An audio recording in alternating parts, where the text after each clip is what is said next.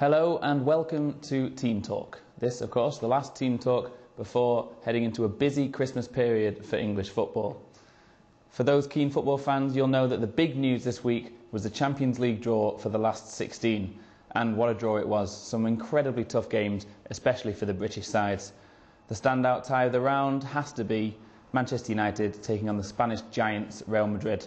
Cristiano Ronaldo coming back to his Old Trafford haunts, and Jose Mourinho, who many people think will take over from Sir Alex at Old Trafford, coming to the Theatre of Dreams.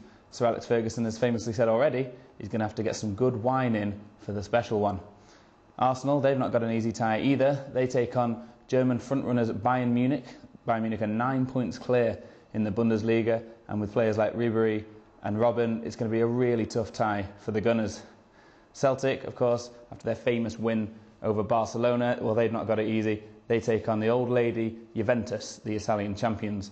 So it's a tough draw all round, but back to domestic duties, and why don't we remind ourselves of what happened in last week's Premier League.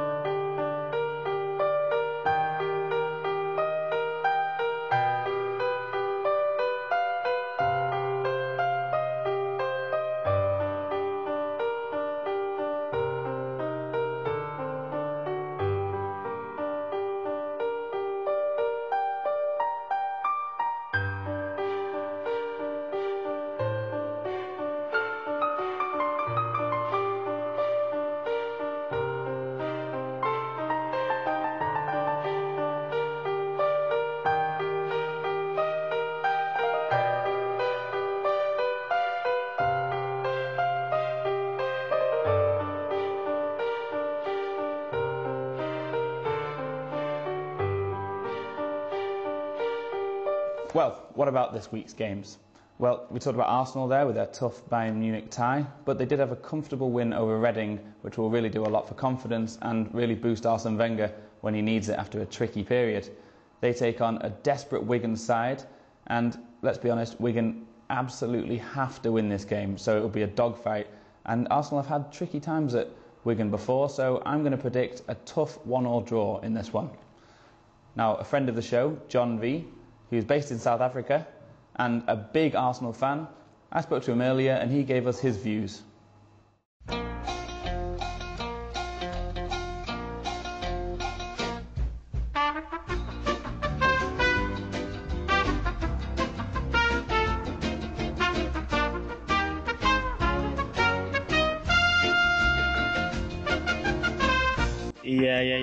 Yeah. I was happy to see that result, because it shows that the guys are improving, and I like the way they display their passing, displaying. They really outclass the small reading. So that was a fair game for me.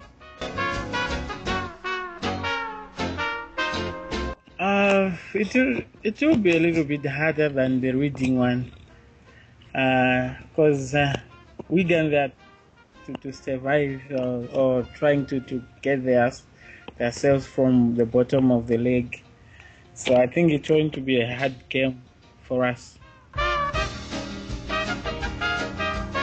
Yeah, it is very important to keep your senior players like Walcott, but as you know, Arsenal, anything is possible. So I cannot say anything. He might go, he might leave, but I would like to see him playing for Arsenal.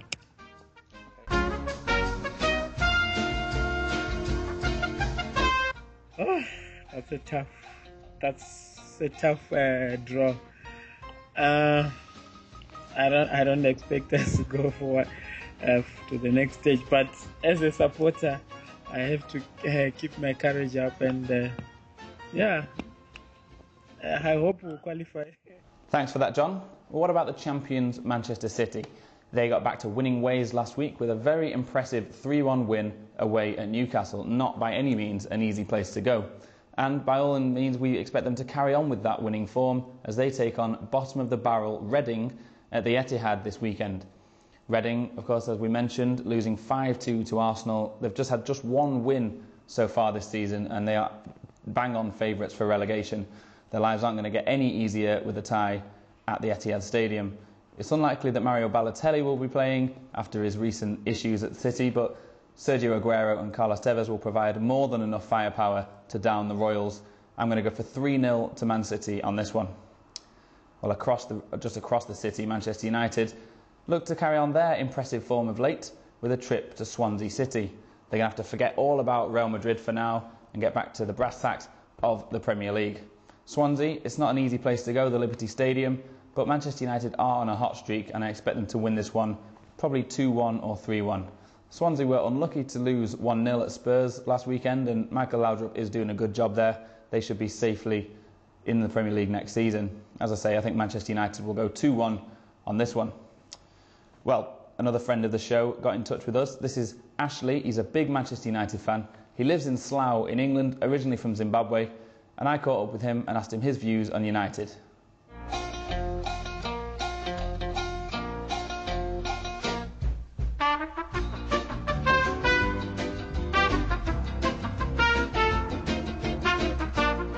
Do you know what?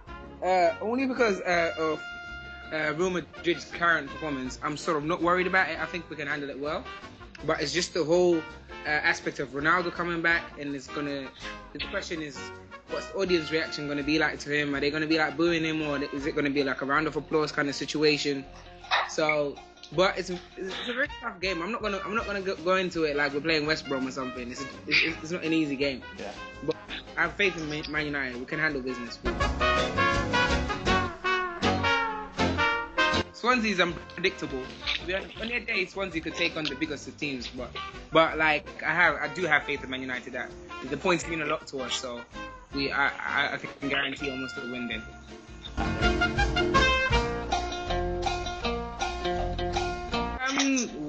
To be honest, football is like this. Like, I don't understand when people turn around and say like you don't deserve the points. Arsenal play like the best football in the Premiership but like when it comes to the finishing product, they can't finish it. And Man United is like, we might not have the most classiest of football, but when it counts, when the points are needed, we win games. Regardless of how we win them, people might turn around and say, "Oh, penalty that." Ferguson's, no, but that's all. Like, look at the history. How can you be paying referees? Oh, that must be one expensive career. Like, nah, Man United is just a good team. It's just a very good team. And Thanks for that, Ashley. Well, there's just one more game we're going to have a look at, and that is Chelsea, who take on an in-form Aston Villa side at Stamford Bridge this weekend. If anybody saw Aston Villa's very impressive, somewhat shocking result at Anfield last weekend, they'll have seen Belgian forward Christian Benteke steal the show. He scored 2 and set up another with a fabulous back heel, and he really looks the business. The 22-year-old Belgian, who was bought from Genk for 7 million in the summer. Already Paul Lambert's having to fight off admirers for his signature as he looks to keep hold of what is going to be a very impressive player. He should cause all sorts of trouble for the Chelsea defence. But then, as we know, Chelsea have an absolute array of attacking options in Eden Hazard, Juan Mata, Oscar, and the returning to form Fernando Torres. I can see this being a feisty game, but Chelsea are at home, and as they are hitting a little bit of form, I'm going to give it to them 2-1. Well, those are my predictions, but what about our viewers? We're going to go back to John and to Ashley, who are going to give us their overall predictions for this week's Premier League. We're gonna beat them 3-1. We're gonna host in Arsenal. As much as I got faith in Arsenal, I think Wigan might take it away. But no, I'll give this one.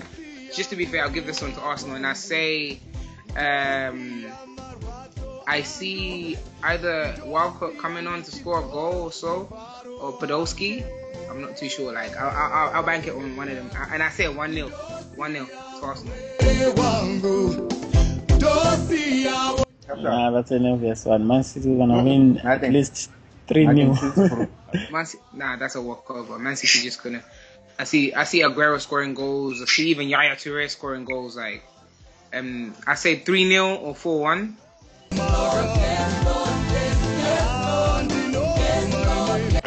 Newcastle QPR. I think QPR is gonna win because they really need the points. Newcastle to QPR. That's like that's a tricky one. But I'd reckon only because I'm a big fan of Newcastle as well. So like I'll go for Newcastle, and I reckon Papi Cisse would score one, Demba Ba at least one there. So 2-0 to Newcastle. Southampton, Sunderland. Sunderland will win. Sunderland will win. I think 2-1. I reckon Southampton will take it. In Spurs, that's a draw. 1-1. Stoke. Stoke. Yes, one of them classic ones, and just what's his name? Kenwyn Jones just coming off the bench, just headering a goal. Those are them kind of just the matches that you don't want to watch because it's a bit tricky. It's always that one goal that nobody wants to go in either side, and just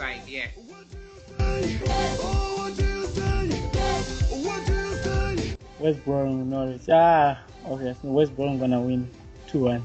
Or the Rangers going to score one of them and long the other one. Norwich City all day. I reckon Norwich City will take it. Everton. Everton is going to win. Pinara 2 goals and Fellaini 1, 3-1. West Ham surprisingly have not had a bad season this time. I reckon anyway. But Everton's good at the same time. So I'll give it to West Ham.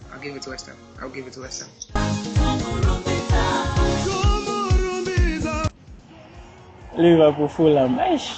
Fulham's going to win. Liverpool nowadays, I don't know what's going on with them. As long as Suarez is not there, on the front there are not gonna make it. Yeah, Liverpool losing 2-0.